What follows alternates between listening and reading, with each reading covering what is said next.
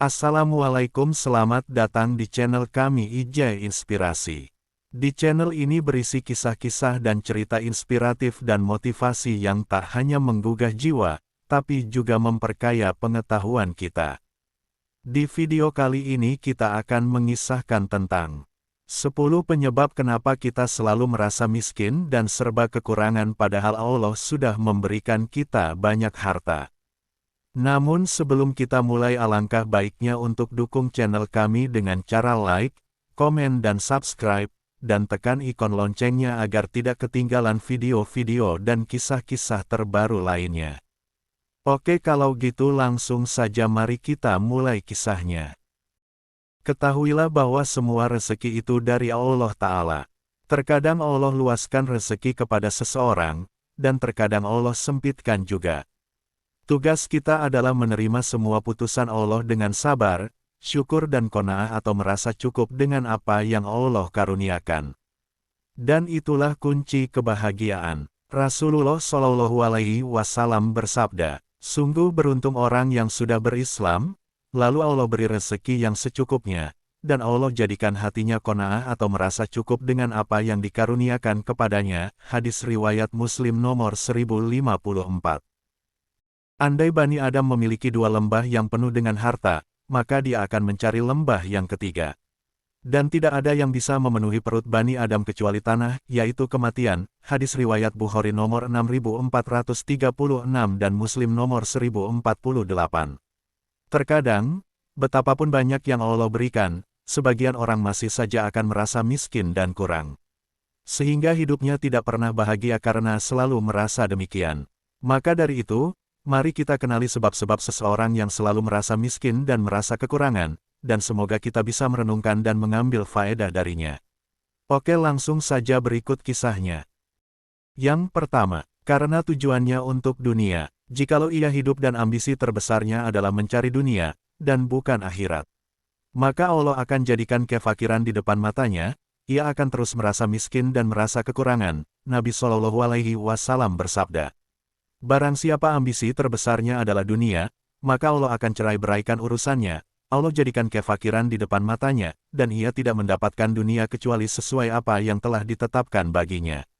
Barang siapa yang ambisi terbesarnya adalah akhirat, Allah akan memudahkan urusannya, Allah jadikan kekayaan di hatinya, dan dunia akan mendatanginya dalam ia tidak menyangkanya. Hadis riwayat Ahmad, disahihkan Al-Albani dalam As-Sahihah nomor 950.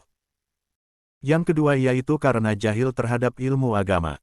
Ilmu membuat pemiliknya jauh dari cinta dunia, dan sadar bahwa akhirat adalah tujuan yang sebenarnya.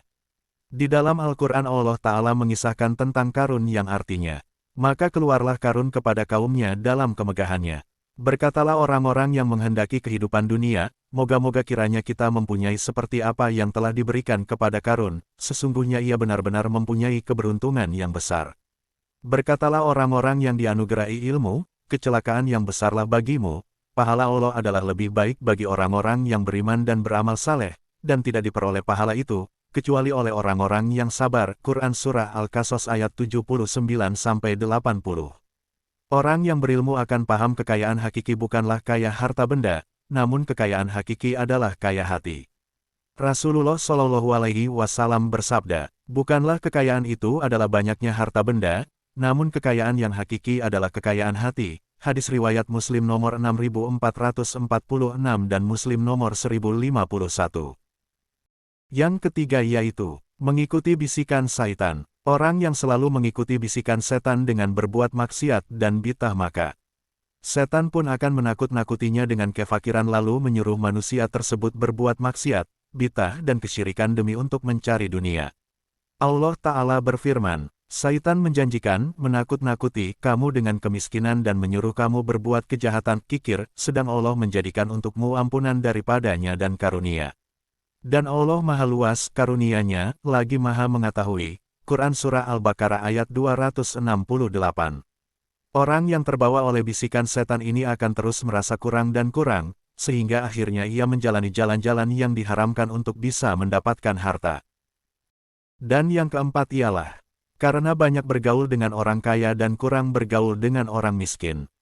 Orang yang banyak bergaul dengan orang-orang kaya, yang memiliki harta lebih banyak darinya, ia akan menganggap remeh nikmat Allah yang ia dapatkan. Rasulullah Shallallahu Alaihi Wasallam bersabda, "Lihatlah orang yang berada di bawah kamu, dan jangan lihat orang yang berada di atas kamu, karena dengan begitu kamu tidak meremehkan nikmat Allah yang diberikannya kepada kamu." Hadis riwayat Bukhari dan Muslim. Banyak bergaul dengan orang-orang yang miskin dan lemah akan melembutkan hati dan menjauhkan jiwa dari cinta dunia. Dari Abu Hurairah radhiyallahu anhu, ia berkata, ada seseorang yang mengeluhkan begitu keras hatinya kepada Rasulullah Shallallahu Alaihi Wasallam. Maka beliau bersabda kepada orang tersebut, jika engkau ingin melembutkan hatimu, berilah makanan pada orang miskin dan usaplah kepala anak yatim. Hadis riwayat Ahmad 2/263, disahihkan Al-Albani dalam silsilah As-Sahihah nomor 854. Dan yang kelima ialah, kurang mensyukuri nikmat-nikmat yang kecil. Jika hal-hal yang kecil tidak disyukuri, maka nikmat-nikmat yang besar pun tidak akan disyukuri juga. Rasulullah Shallallahu Alaihi Wasallam bersabda, orang yang tidak mensyukuri yang sedikit, ia tidak akan bersyukur pada nikmat yang banyak. Hadis riwayat Ahmad nomor 18449, disahihkan Al-Albani dalam Sahih Al-Jami' nomor 3014. Dan yang keenam ialah, hati yang sakit dan mati. Jika hati ini sakit dan mati maka tidak akan memiliki sifat tawakal, husnuzan billah, qanaah, syukur, dan ibadah-ibadah hati lainnya. Rasulullah Shallallahu Alaihi Wasallam bersabda kepada Abu Dzar, apakah kalian menyangka kefakiran itu adalah kekurangan harta? Abu Dzar menjawab, iya wahai Rasulullah. Beliau bersabda, sesungguhnya kekayaan hakiki itulah kekayaan hati, dan kefakiran itu adalah kefakiran hati. Hadis riwayat Ibnu Hibban nomor 685, Al-Hakim nomor 7929, disahihkan Al-Albani dalam Sahih At-Targhib nomor 827. Hati yang sehat akan merasakan ketenangan dan manisnya iman, tidak ada perasaan susah karena kurangnya harta. Allah Ta'ala berfirman yang artinya, Dialah yang telah menurunkan ketenangan ke dalam hati orang-orang mukmin supaya keimanan mereka bertambah di samping keimanan mereka yang telah ada. Dan kepunyaan Allah lah tentara langit dan bumi dan adalah Allah Maha Mengetahui lagi Maha Bijaksana. Quran Surah Al-Fatah ayat 4. Dan yang ketujuh ialah kurang dalam beribadah. Allah menjanjikan orang yang banyak beribadah akan diberikan rasa lapang di dada dan akan dicegah dari kefakiran. Rasulullah Shallallahu Alaihi Wasallam bersabda, Allah Azza wa Jalla berfirman, wahai manusia, habiskan waktumu untuk beribadah kepadaku, niscaya aku penuhi dadamu dengan kecukupan dan akan aku tutup kefakiranmu. Jika engkau tidak melakukannya, maka akan aku penuhi kedua tanganmu dengan kesibukan dan aku tidak akan tutup kefakiranmu. Hadis riwayat At-Tirmidzi nomor 2466, disahihkan Al-Albani dalam Sahih At-Tirmidzi. Maka dari itu perbanyaklah dan ikhlaslah dalam beribadah, niscaya Allah akan berikan kecukupan. Yang kedelapan, pekerjaan yang haram. Pekerjaan atau penghasilan yang haram tidak ada keberkahan di dalamnya, semua yang didapatkan akan terasa kurang dan sedikit kebaikannya.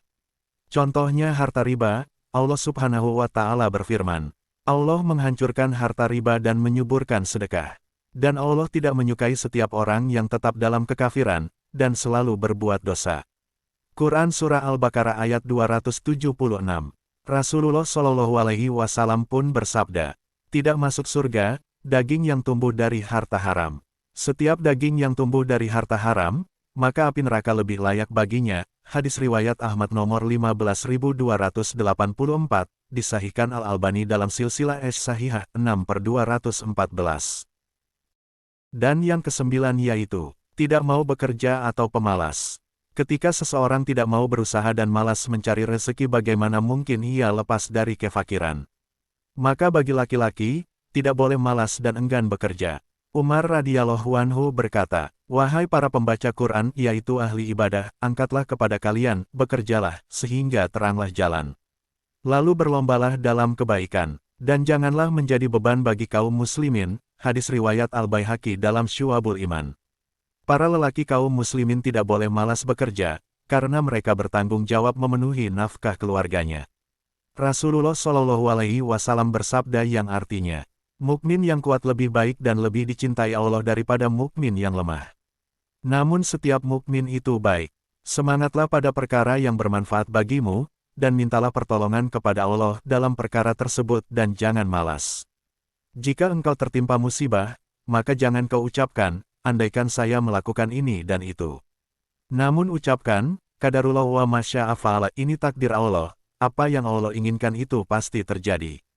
Karena ucapkan, andaikan, itu akan membuka pintu setan. Hadis riwayat Muslim nomor 2664. Dan yang terakhir yang ke-10 yaitu, jarang berdoa. Padahal Rasulullah Shallallahu Alaihi Wasallam mengajarkan banyak doa-doa agar terhindar dari kefakiran. Salah satu doa dari Nabi yaitu, Ya Allah, aku berlindung kepadamu dari kekufuran dan kefakiran, Ya Allah aku berlindung kepadamu dari azab kubur, tidak ada sesembahan yang hak kecuali Engkau. Hadis riwayat Abu Daud nomor 5092, dihasankan Al-Albani dalam Sahih Abu Daud. Dan dari Abdullah bin Mas'ud radhiyallahu anhu, dari Nabi Shallallahu Alaihi Wasallam beliau biasa berdoa. Ya Allah, aku memohon kepadamu petunjuk, ketakwaan, keterjagaan, dan kekayaan. Hadis riwayat Muslim nomor 2721, At-Tirmidzi nomor 3489, Ibnu Majah nomor 3105, dan Ibnu Hibban nomor 900. Saudaraku, jika tujuan utama kita hanya mencari dunia, kita akan terus merasa kurang. Ingatlah bahwa akhirat adalah tujuan sejati. Rasulullah Shallallahu Alaihi Wasallam bersabda, barang siapa ambisi terbesarnya adalah dunia, maka Allah akan cerai-beraikan urusannya, Allah jadikan kefakiran di depan matanya.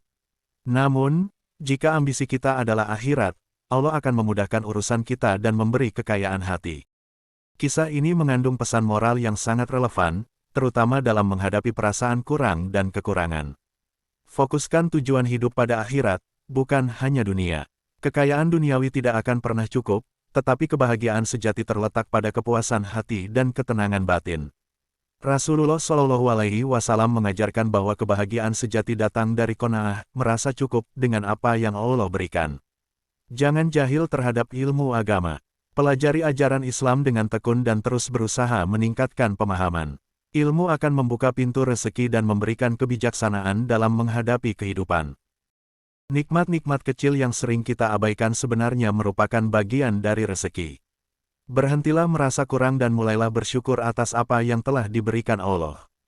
Perbanyak ibadah dan mendekatkan diri kepada Allah. Ibadah bukan hanya sholat, tetapi juga amal baik, berzikir, dan berdoa. Kekayaan sejati adalah ketika hati kita kaya akan keberkahan dan kecintaan kepada Allah Subhanahu wa Ta'ala. Jangan terlibat dalam pekerjaan yang haram. Rezeki yang halal akan membawa berkah dan keberkahan. Dan jangan pula jadi pemalas. Kerja keras dan tekun akan membuka pintu rezeki. Ingatlah bahwa Allah memberikan rezeki kepada orang yang berusaha. Dan berdoalah dengan tulus. Doa adalah sarana untuk memohon kepada Allah. Ketika kita berdoa dengan ikhlas, Allah akan memberikan apa yang terbaik bagi kita. Akhir kata, terima kasih telah menonton video kami dalam perjalanan menelusuri kisah-kisah dan cerita yang menginspirasi. Semoga apa yang kami bagikan hari ini dapat menambah pengetahuan dan menjadi inspirasi serta menambah cahaya iman di dalam kehidupan kita. Jangan lupa untuk like, komen, subscribe, dan tekan lonceng notifikasinya agar tidak ketinggalan cerita-cerita penuh hikmah lainnya. Sampai jumpa di video berikutnya, dan ingatlah selalu, kebaikan yang kita sebar akan kembali kepada kita. Salam hangat dan teruslah berbagi kebaikan. Wassalamualaikum warahmatullahi wabarakatuh.